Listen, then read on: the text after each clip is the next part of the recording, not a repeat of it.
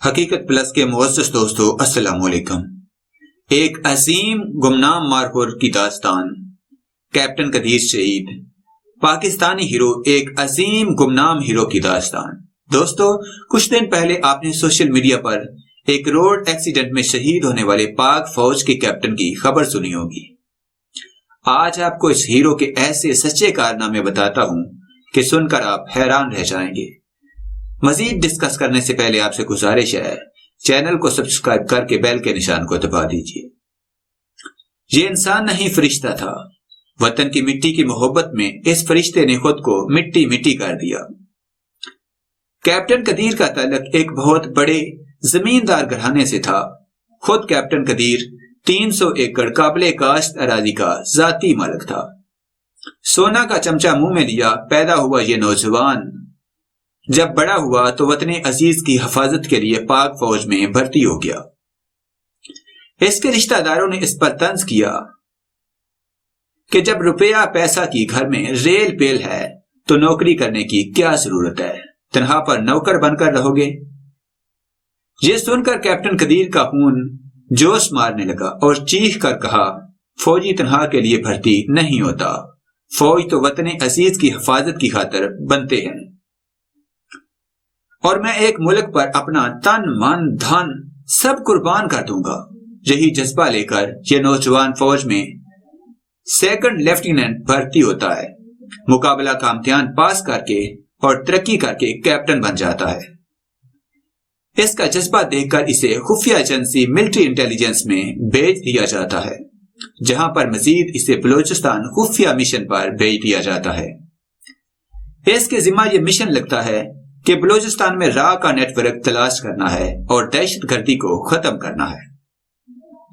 راہ کے net work کو تلاش کرنے کے لیے مٹی کی محبت میں یہ جنونی انسان، جس نے اپنی ساری جوانی نرم گرم بستروں پر گزار دی، جہاں گھر میں نوکر چاکر کی بھر مار تھی، ایک ایک چیز بستر پر نوکر چاکر آرڈر کر کے لے آتے تھے، مگر آفرین اس شیر دل ہیرو کی، اپنے دیش کو دشمنوں سے بچانے کے لیے یہ جنونی کوڑا چننے والا بن جاتا ہے، اور پورے 3 سال یہ جنونی بلوچستان کے مختلف شہروں میں فقیر بن کر کوڑا چنتے چنتے گزار دیتا ہے۔ اس کا بستر بھی کوڑا کرکٹ کا ڈھیر، وہیں اس کا کھانا پینا۔ سخت ترین سردیوں میں یہ جنونی ایک انتہائی بدبودار پھٹے پرانے کمبل میں کھلے آسمان تلے گزارتا ہے، صرف دیش کی حفاظت کے لیے۔ آخر اس کی محبت رنگ لاتی ہے اور یہ راہ کے بہت بڑے نیٹ ورک کلبھوشن تک پہنچنے میں کامیاب ہو جاتا ہے۔ جی ہاں دوستو، کلبھوشن جیسے مشہور و معروف دہشت گرد کو پکڑنے کے پیچھے اس جنونی مارخور کی 3 سال کی محنت ہوتی ہے، اور ماہ رمضان کے آغاز میں سلمان نامی دہشت گرد، جس کو مارتے مارتے ہمارے کرنل سہیل خود شہید ہو گئے، اس کی اطلاع دینے والا بھی یہی مارخور تھا۔ آج بلوچستان میں جو امن و امان قائم ہوا ہے تو اس کے پیچھے اس جنونی نوجوان کا بہت بڑا کردار ہے۔ کیپٹن قدیر کے اتنے بڑے بڑے کارنامے ہیں کہ لکھتے لکھتے کتابیں ختم ہو جائیں۔ میں سوچ رہا ہوں دوستو، یہ کیسا انسان تھا؟ 300 ایکڑ اراضی کا مالک شخص کس طرح 3 سال کوڑا چننے والا فقیر بنا رہا؟ کس طرح بدبودار کمبل میں اس نے 3 سال گزار دیے؟ ایسے لوگ انسان ہرگز نہیں ہو سکتے، یہ فرشتہ تھا۔ ہم جیسے نام نہاد جب حب الوطنی کے دعوے دار ایک رات بھی کوڑا کرکٹ کے ڈھیر پر نہیں گزار سکتے، مگر اس شخص نے ہم پاکستانیوں کو سکھ امن دینے کی خاطر اپنے گھر کے نرم گرم بستروں کو لات مار دی، اور کچھ نام نہاد فیس بک کی دانش پر سارا دن ان فوجیوں کو تنہا دار چوکیدار ہونے کے تانے دیتے ہیں۔ میری فوج کو تانے دینے والوں، یہ ایک امیر کبیر شخص تھا، دولت اس کے گھر کی لونڈی تھی، مگر یہ پاکستان کی خاطر فوجی بنا، اور فوجی تنہا کے لیے نہیں بنتے، فوجی تو مجاہد ہوتے ہیں جو وطن عزیز کی خاطر بنتے ہیں۔ شہید کیپٹن، میرے ہیرو، میرے پاس تیری تعریف کے لیے الفاظ نہیں ہیں، تو عظیم ہے۔